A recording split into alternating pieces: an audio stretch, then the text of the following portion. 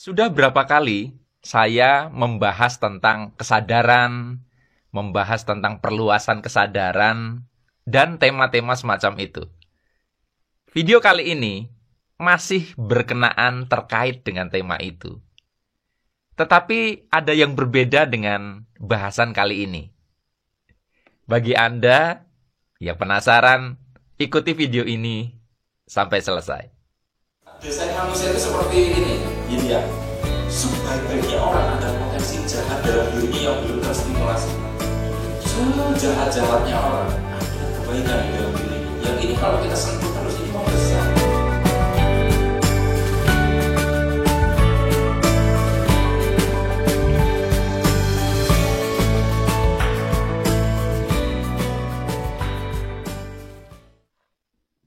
Assalamualaikum warahmatullahi wabarakatuh. Jumpa lagi kita berjumpa dengan saya, Arif Rahutomo atau Arif RH dalam rekaman video iseng Reborn. Cie. Lama jeda, sekitar 2 minggu lebih, karena saya baru saja balik dari negara yang cukup jauh. Butuh 12 jam penerbangan dari Jakarta untuk bisa sampai ke sana, yaitu negara Turki. Saya sekitar 2 mingguan lebih berada di sana. Tema kali ini terkait dengan pengalaman saya yang barusan itu. Jadi judul tema yang saya bahas adalah cara menyenangkan untuk memperluas kesadaran. Cara menyenangkan untuk memperluas kesadaran. Memperluas kesadaran definisinya tentunya sangat dinamis, sangat subjektif. Tetapi di sini saya sederhananya gini, ketika seseorang berganti cara memandang hidup, berganti cara melihat realita, berganti cara berpikir, berganti mindset, berganti paradigma, itulah salah satu bagian dari pergeseran kesadaran. Apa ada cara yang menyenangkan? Sebenarnya menyenangkan itu kembali lagi apakah Anda menikmati hal itu.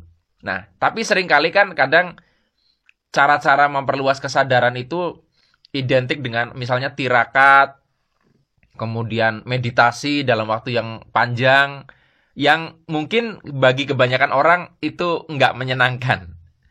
Nah, bagi Anda yang mungkin menganggap hal-hal tersebut disiplin spiritual seperti itu kurang menyenangkan, ada jalan bagaimana cara menggeser kesadaran, yaitu dengan jalan-jalan. Ya.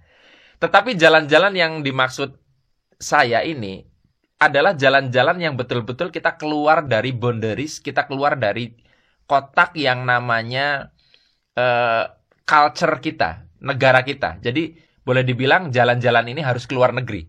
Kalau bisa yang jauh sehingga terjadi perbedaan yang teramat sangat antara di mana kita tinggal dengan tempat yang kita tuju itu. Contohnya misalkan Eropa, Amerika, beda benua ya. Turki, kalau Turki itu separuh ada di Eropa, separuh ada di Asia. Tapi sudah tergolong sudah sangat Eropa banget di sana. Atau ke Arab Saudi, Anda bisa umroh naik haji, atau memang menyengaja wisata sekalian dengan umroh. Itu juga bagian dari yang saya sampaikan. Cuman kalau umroh kan masih di situ ada disiplin spiritual ya. Kalau ini betul-betul piknik jalan-jalan adalah satu cara untuk menggeser kesadaran.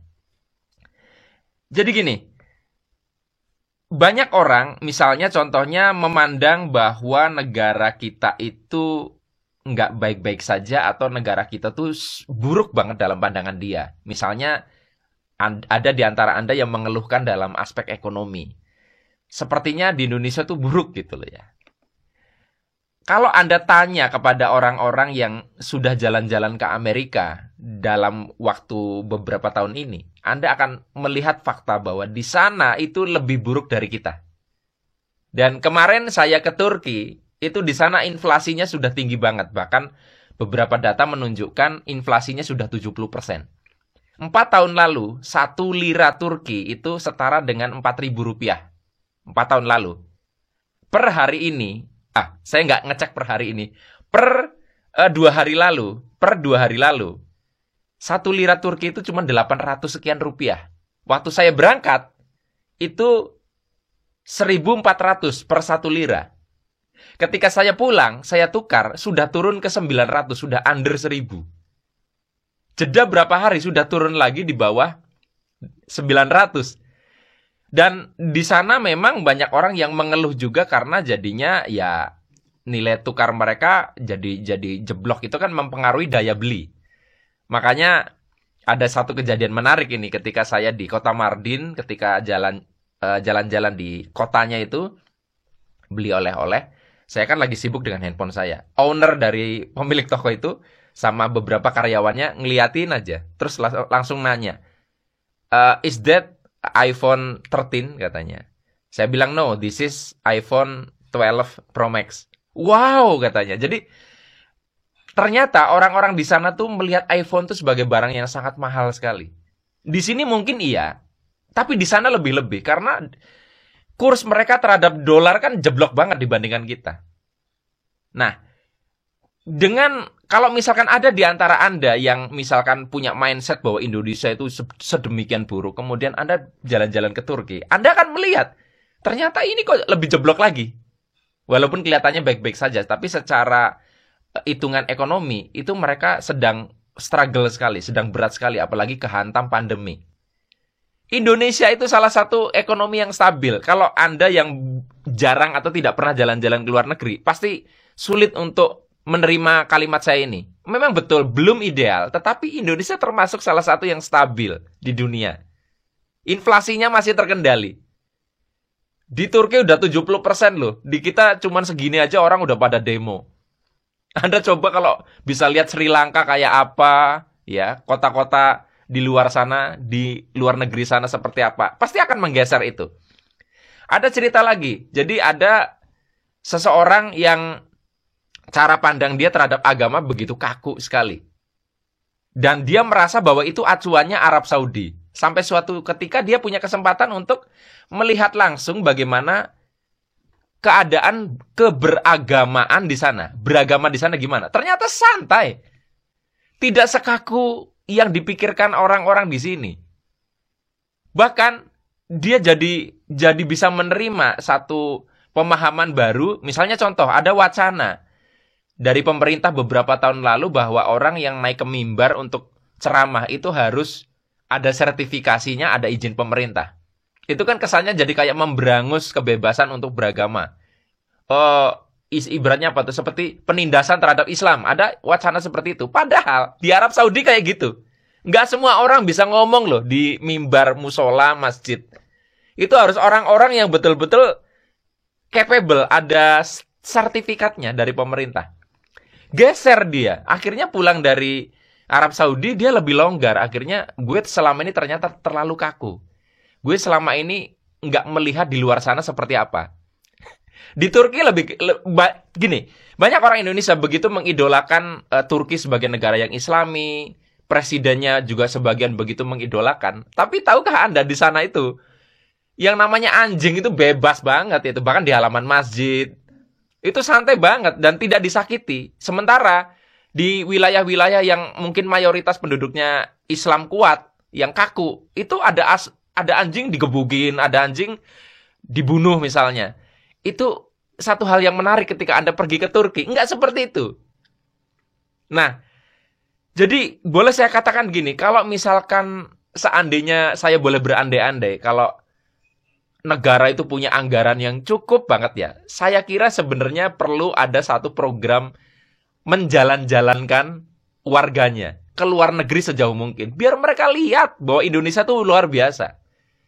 Karena kebanyakan orang di sini, di Indonesia itu nggak mampu jalan-jalan ke luar negeri. Taunya cuman Indonesia begini, tidak ada komparasi. Atau hanya baca dari berita yang belum tentu benar. Akhirnya merasa bahwa kita tuh nggak sebaik kenyataannya. Jadi boleh saya katakan ya, kalau Anda itu mindsetnya sempit, Anda itu cara berpikir memandang realita itu kaku, jawaban saya satu, Anda perlu jalan-jalan. Anda jarang jalan-jalan, Anda tidak pernah jalan-jalan dalam artian keluar dari bumi Indonesia. Keluar dari teritorial Indonesia. Supaya Anda melihat beda budaya, beda peradaban di sana. Dan ada percampuran rasa. Satu, Anda merasa menyesal dalam tanda kutip selama ini salah memandang kehidupan, salah memandang menilai Indonesia. Yang kedua, bersyukur sekali ternyata negeri kita itu sedemikian gampang untuk cari uang, untuk berusaha dan sebagainya. Saya pernah cerita kalau Anda ke Belgia, ke Belanda, tidak semudah itu Anda membuat warung, Anda bikin outlet di pinggir jalan, karena harus ada izinnya, harus ada penelitian oleh lembaga formal, makanan Anda itu memenuhi standar kesehatan atau tidak, desain dapur Anda seperti apa. Itu di Belgia itu seperti itu. Kalau enggak, Anda nggak boleh jualan. Di sini dikit-dikit protes kepada pemerintah. Nah, jadi teman-teman, jalan-jalan bukan sekedar healing, jalan-jalan bukan sekedar membuat Anda tidak stres, tapi jalan-jalan ke luar negeri sebetulnya punya satu impact terhadap pergeseran kesadaran. Jadi, kalau kita mengingat perjalanan Nabi, beliau hijrah gitu ya. Itu kan latarnya memang panjang ya. Artinya konteksnya tidak seperti yang saya bicarakan. Tapi kalau kita terjemahkan secara fleksibel, ya Anda perlu bergeser gitu loh dari sini ke tempat lain yang baru. Supaya Anda ngerti, Anda bergeser, Anda mengalami perluasan kesadaran. Mudah-mudahan Anda dimampukan untuk bisa melakukan cara menyenangkan menggeser kesadaran melalui jalan-jalan ke luar negeri. Sampai ketemu lagi dalam video Iseng Reborn yang selanjutnya. Saya akhiri, billahi taufik wal hidayah. Wassalamualaikum warahmatullahi wabarakatuh. See you.